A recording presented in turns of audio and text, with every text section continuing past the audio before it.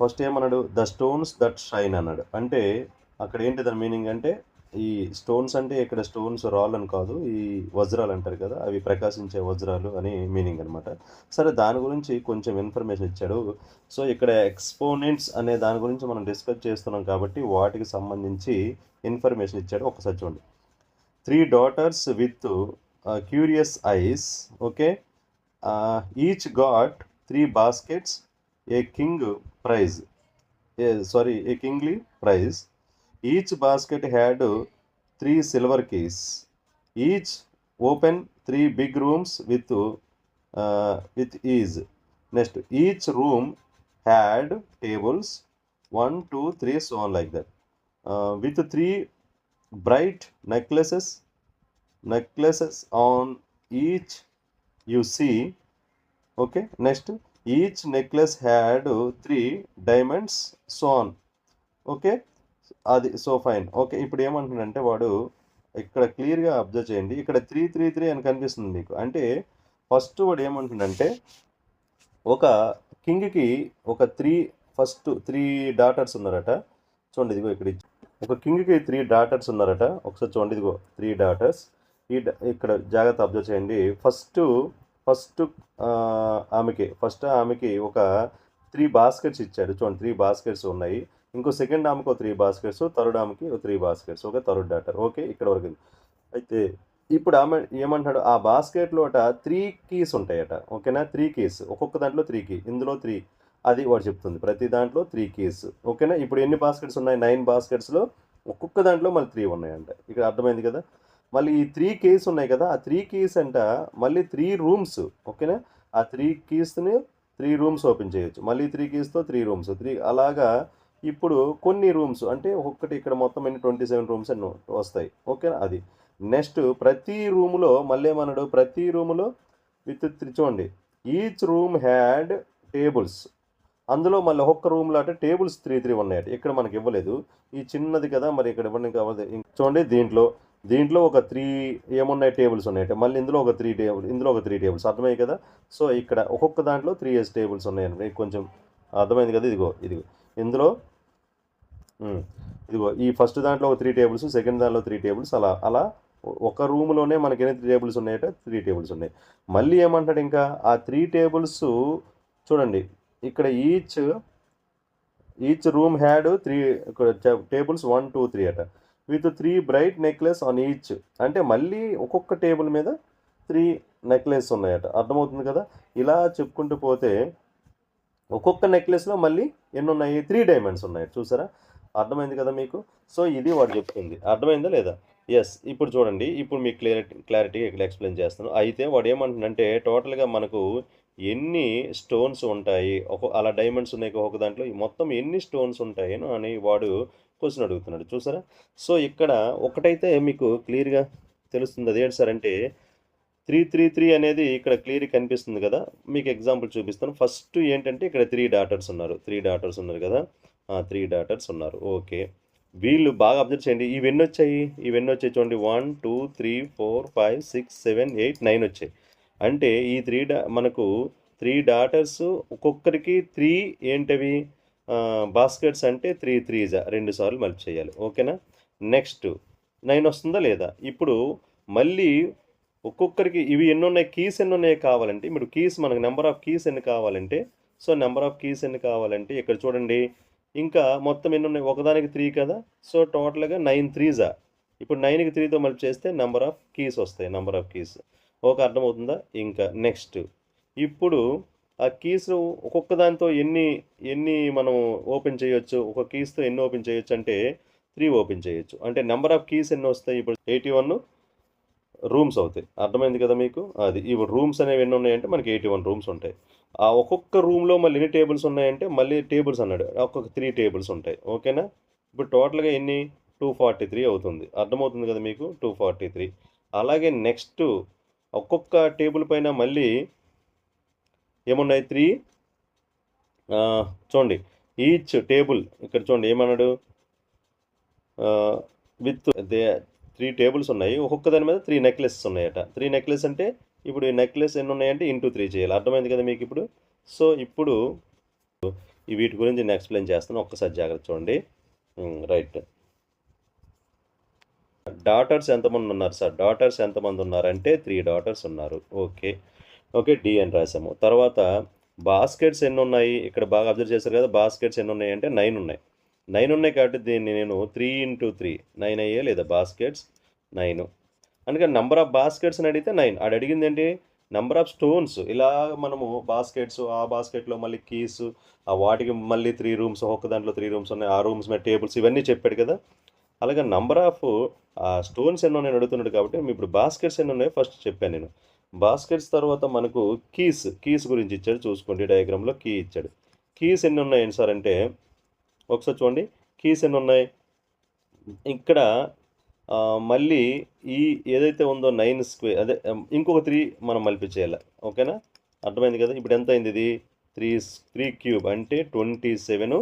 అర్థమైంది కదా, అంతే కదా. 9 ఉన్నాయి, ప్రతి దాంట్లో 3 అంటే 27 అవుతుంది. 3 అంటే 9 బాస్కెట్స్ ఉన్నాయి కదా, ప్రతి దాంట్లో 3 అంటే 27 కీస్ అవుతాయి. ఓకేనా, దీన్ని మనం 3 క్యూబ్గా రాయొచ్చు. అర్థమవుతుందా? అందుకోసమే ఇదిగో ఈ పవర్స్ కోసమే వాడు ఇవి ఇచ్చాడన్నమాట, ఇంకేం లేదు, దీని మీనింగ్ ఏం లేదు. నెక్స్ట్ ఏంటి సార్ అంటే తర్వాత రూమ్స్. ఒక్కొక్క కీతో 3 రూమ్స్ని మనం తీయొచ్చట. అంటే ఇప్పుడు కీస్ ఆల్రెడీ ఎన్ని ఉన్నాయి? 27 నువ్వు ఎలా రాయొచ్చు? 3 క్యూబ్. సో ఇంకొక 3తో మల్టిప్లై చేస్తే రూమ్స్ అవుతాయి. అర్థమైందా? నెంబర్ ఆఫ్ రూమ్స్ అంటే ఎంత? 3/4. ఓకేనా. ఇప్పుడు రూమ్స్ తర్వాత ఒక్కొక్క రూమ్లో ఎన్ని టేబుల్స్ ఉన్నాయి అంటున్నాడు. టేబుల్స్ ఎన్ని ఉన్నాయి సార్ అంటే ఇంకొక 3, అంటే ఒక్కొక్క మళ్ళీ 3 అన్నాడు కాబట్టి 3/4కి ఇంకో 3తో మల్టిప్లై చేయాలి. ఇది కాన్సెప్ట్. అప్పుడు ఎంత అవుద్ది? 3/5 అనమాట. అర్థమైంది మీకు? సో ప్రతిదానికి అంటే ఇంకా నెక్స్ట్ అక్కడికి ఎన్ని ఉన్నాయంటే మనం ఇంకో 3తో మల్టిప్లై చేయాలి. సో ఇప్పుడు తర్వాత ఏంటంటే నెక్లెసెస్ ఎన్ని ఉన్నాయి సార్ అంటే ఇక్కడ ప్రతి దాంట్లో 3 అన్నాడు కాబట్టి 3 అన్నాడు కాబట్టి 3/5 × 3, ఇది 3/6 నెక్లెసెస్ ఉన్నాయి. ఒక్కొక్క దానిలో స్టోన్స్ ఎన్ని ఉన్నాయి? ఇప్పుడు ఫైనల్గా స్టోన్స్ ఎన్ని ఉన్నాయి సార్ అంటే ఇంకా 3/6 ఆ నెక్లెస్లో ఇన్ని నెక్లెస్ ఉన్నాయి. ఒక్కొక్క దాంట్లో 3 ఉన్నాయి కాబట్టి మరి దానికి ఇంటూ చేసి సరిపోద్ది కదా. ఓకేనా. సో ఇప్పుడు ఏమవుతుందంటే 3/7. సో 3/7 అంటే ఎంత? దీన్ని సింప్లిఫై చేస్తే 2187 వస్తుంది. అంటే 3 × 3 × 3 అలా మల్టిప్లై చేసుకుంటూ పోతే మనకి ఎంత వస్తుంది? 2187. అర్థమైందా మీకు? ఇప్పుడు నెక్లెస్ ఎన్ని వచ్చింది ఆన్సరు? 2187 స్టోన్స్ అనేవి వచ్చాయి. అదే ఆ స్టోన్స్ గురించి ఆడు స్టోరీ ఇచ్చాడు. సో మనం ఇప్పుడు చూసాం. రైట్, అర్థమైంది కదా. ఇది ఇక్కడ పవర్స్, మనకి ఇలా పవర్స్ గురించి చెప్పడానికి కోసము వీడు మనకి ఇవ్వడం జరిగింది. ఓకే, నెక్స్ట్ చూద్దాం. చూడండి, we had computed till 3/4 to find 3/7. We can just multiply 3/4. ఓకేనా. సో అర్థమవుతుందా? అంటే మనకు 3/4 ఉండి మనకు 3/7 కావాలంటే ఇంటూ 3 క్యూబ్ అంటే ఇలా చేస్తే సరిపోద్ది, 3/7 అవుతుంది అని అంటున్నాడు. ఓకేనా, అర్థమైందా? సరే, ఇది మొత్తం టోటల్గా మనకి ఎంత వచ్చిందంటే ఇది ఇప్పుడు నేను చెప్పాను కదా అదే. సరే చూడండి, ఇక్కడ 3/7 కెన్ బి ఇది రాయొచ్చు అంటున్నాడు. Can you reason out why అని. This can be easily extended to products where exponents are the same letters numbers.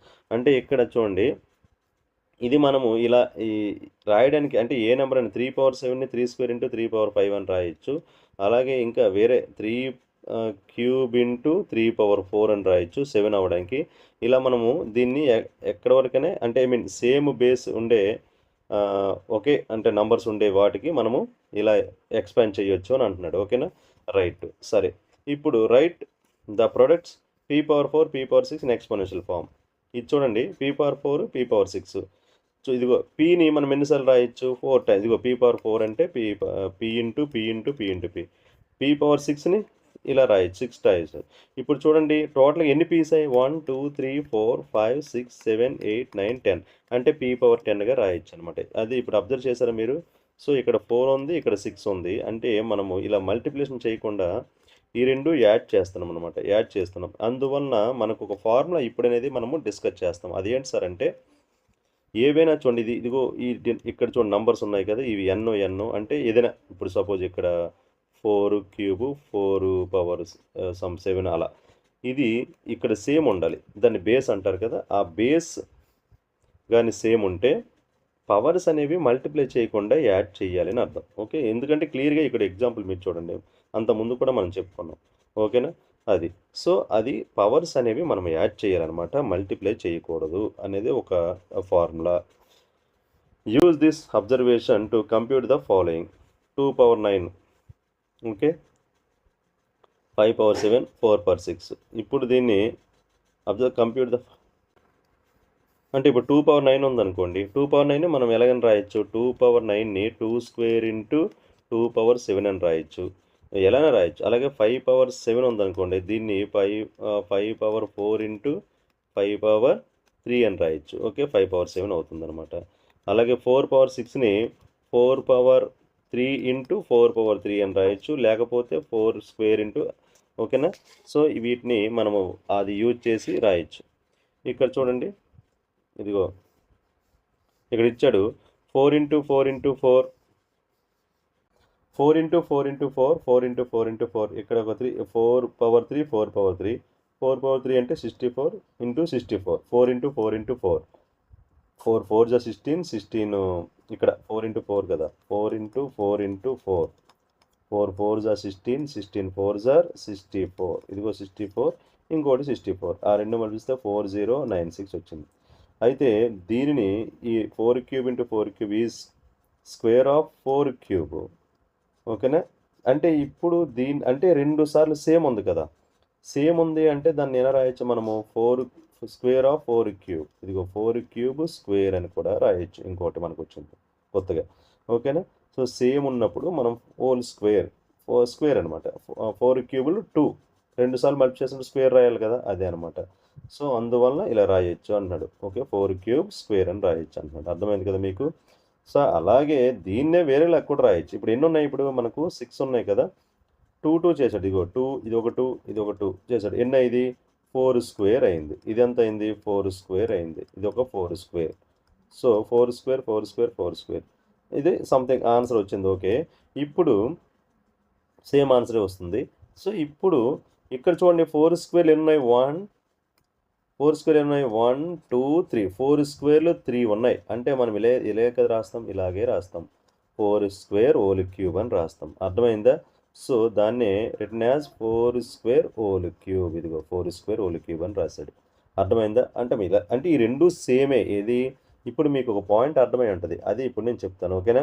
ఏంటది? Whole power. ఇప్పుడు దాని మీనింగ్ ఏంటంటే ఇప్పుడు 4 స్క్వేర్ హోల్ పవర్ 3 అన్న 4 క్యూబ్ హోల్ స్క్వేర్ అన్న ఒకటే. ఓకేనా. అది చెప్తున్నాడు. ఓకేనా. అక్కడ దానికోసమే ఇదంతా ఇచ్చాడు మనకి ఎగ్జాంపుల్స్ అనమాట. సో 4 స్క్వేర్ హోల్ క్యూబ్ అన్న 4 క్యూబ్ హోల్ స్క్వేర్ అన్న ఒక్కటే అనమాట. అర్థమైంది కదా మీకు. So that's it. ఇది ఓకే. నెక్స్ట్ ఇక్కడ చూడండి. అలాగే ఇంకొన్ని ఎగ్జాంపుల్స్ ఇచ్చాడు. ఇవన్నీ కూడా అదే, మరి ఇంకేం లేదు. Is 2 power 10 is equal to the 2 power అది అవుతుందా అని అడుగుతుంది. ఎస్ అవుతుంది కదా. ఇదిగో 5 స్క్వేర్. ఎందుకు? 5 2 సార్ 10 కదా, అలా సరిపోద్ది అనమాట. ఓకే. చూడండి కాబట్టి అంటే 2ని 5 టైమ్స్ రాసి 2 సార్లు రాయాలి. అంటే దీని మీనింగ్ ఏంటి? 2ని 5 టైమ్స్ మల్టిప్లై చేసి అలా 2 సార్లు రాయాలి. ఇదిగో 2 టైమ్స్ రాయాలి అని అంటున్నాడు.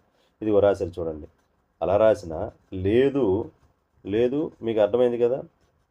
2 స్క్వేర్ 2 స్క్వేర్ 2 స్క్వేర్ అని 5 టైమ్స్ రాసిన ఒక్కటే అనమాట. ఓకే. అది అర్థమైంది.